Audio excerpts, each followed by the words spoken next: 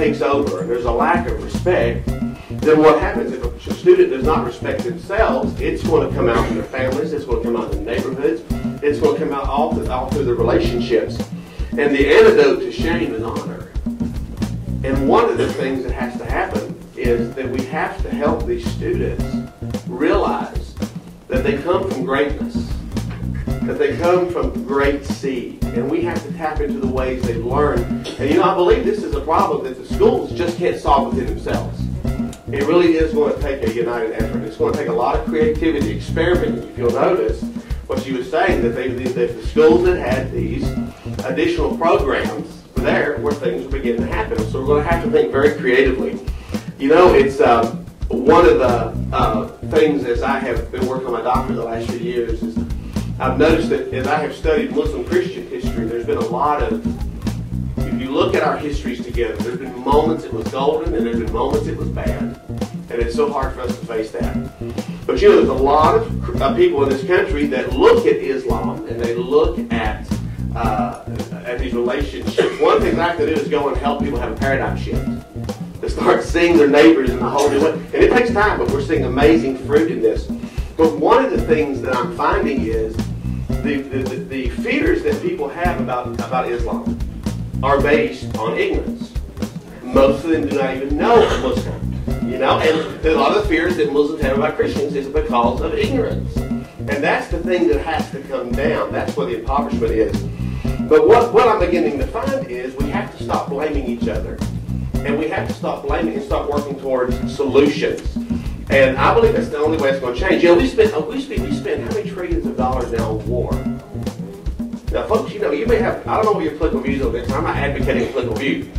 But what would happen if we started spending a percentage of that truly on peace, truly on the things we're talking about? And I believe if the American people could see a model like Timbuktu, the things that emerge from that, the modes of learning, even the relationship that scholars had to students, I believe this could have a glorious impact. I believe it could be just amazing. And once again, I want to say it doesn't take a lot of people to change the world. William Wilberforce, who was the great Christian parliamentarian in England, for 15 years he stood up and he ended the slave trade in England. America didn't have a William Wilberforce. We fought a bloody civil war and 600,000 men died. What I'm dreaming for right now is not a dream for tomorrow. I'm dreaming for a dream 20 years out. Everything I'm doing right now, from Chicago to all the cities I'm going to, as we are trying to change the climate, is we're planting seeds for 20 years out. So we've got to start thinking right now, where are we going to go with our children? Where are we going to go with our education? How are we going to bring these values into this? We're going to have to start thinking long-term strategies.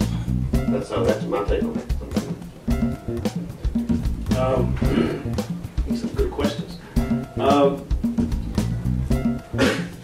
Poverty. I think we need to look at poverty in two pictures. Again, refers back to values. There are two kinds of poor people in the world.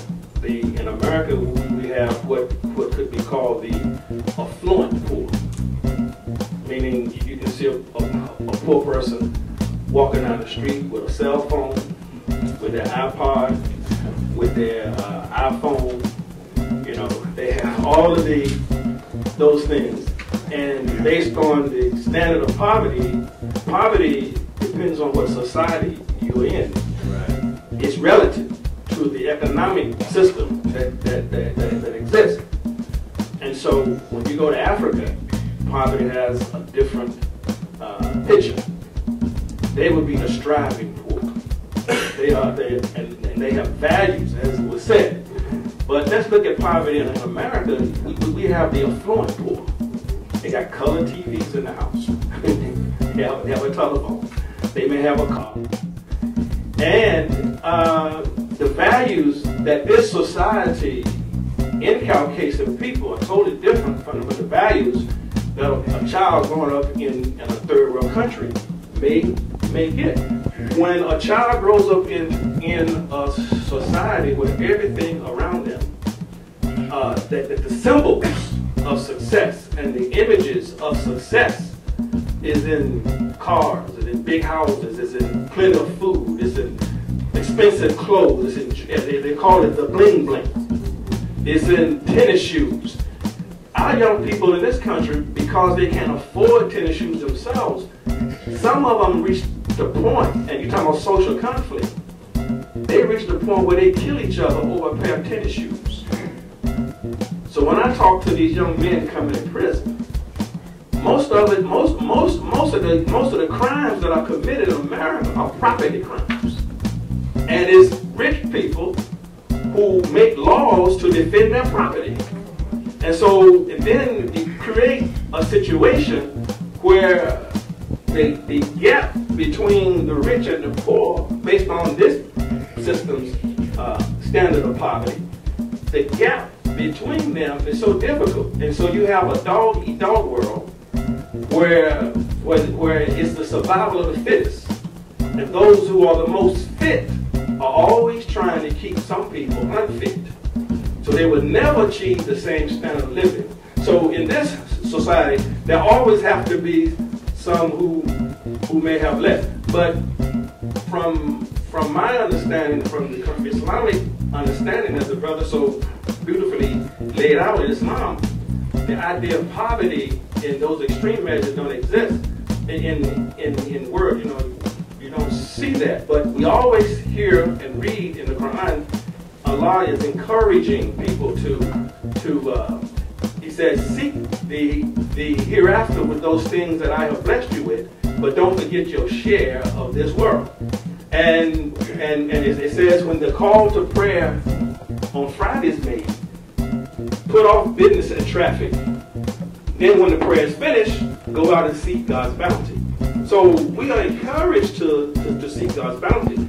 No one is or should be always targeted for poverty, but it should always be something in the person that will make them improve their life. So I think the social conflict comes about as a result of someone feeling like someone has more than them, and that the other person is keeping them from acquiring the same thing. So social conflict and poverty and the lack, it can also be seen in marriages. They say that the leading cause of divorce is over what?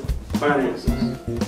So if the couple themselves sense a problem in lacking, that can create conflict. And there's a verse in the Quran that says that Satan threatens you with poverty.